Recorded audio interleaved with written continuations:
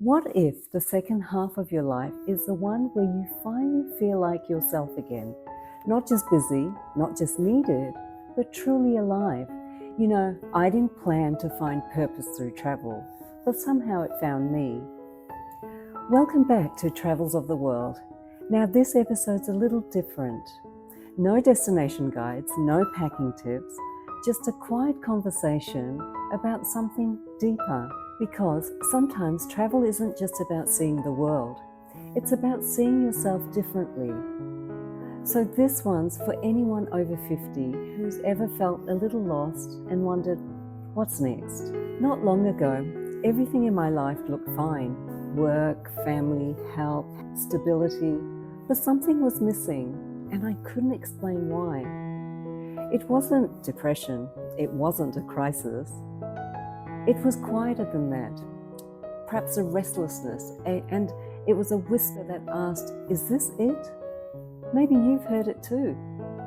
When I started traveling, I wasn't just chasing purpose, I was curious, but far from my routine, something shifted. So in each new place, a piece of me came back to life. I wasn't just someone's parent, someone's colleague, or someone just ticking boxes on a to-do list.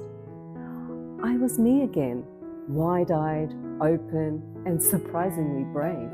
I learned to listen, I learned to be, and in those quiet mornings in some unfamiliar town, I found clarity, I found gratitude, and I found purpose. So purpose isn't always a grand mission. It's not a job title or a big moment. Sometimes it's just waking up excited for the day. Sometimes it's discovering awe.